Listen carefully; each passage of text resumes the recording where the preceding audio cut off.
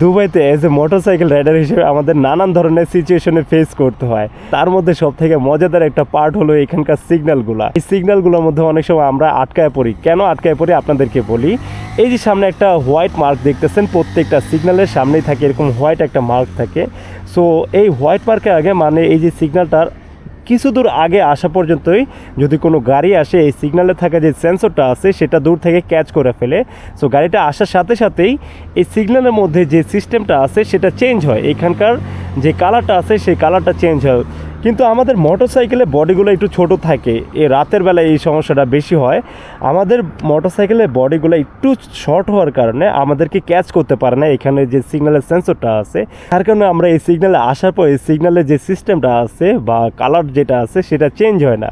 আর এইখানে যতক্ষণ পর্যন্ত কোনো বড় গাড়ি না আসবো, অর্থাৎ 4 চাকার কোনো প্রাইভেট কার অথবা বড় গাড়ি না আসা পর্যন্ত এইখানে আমরা মিনিটের পর মিনিট দাঁড়ায় থাকি।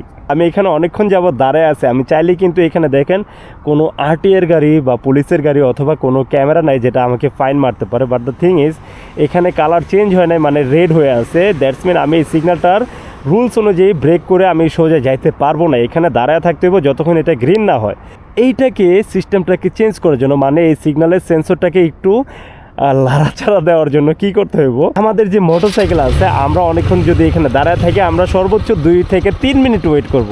এর মধ্যে যদি চেঞ্জ না হয় আমরা সিম্পলি আমাদের বাইক যেটা আছে আমরা আমাদের বাইকগুলোকে নিয়ে এখানে 1টা থেকে 2টা যদি রাউন্ড মারি, দেখেন এই যে রাউন্ড মারি, একটা রাউন্ড মারলাম,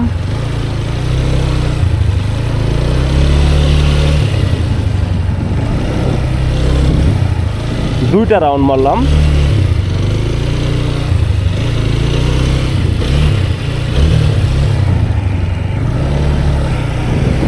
তিনটা রাউন্ড মারলাম। কি ব্যাপার, এই সিগন্যালটা একদম ঘাটতেরা, চেঞ্জ হওয়ার কোনো নামই নিতেছে না।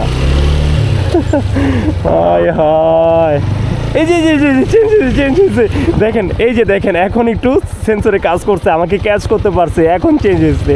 দ্যাটস মিন এখন আমি চাইলেই সরতে পারবো। এই যে গ্রিন হয়ে গেছে, এইটাই হলো গিয়ে আমাদের একটা ট্রিক্স।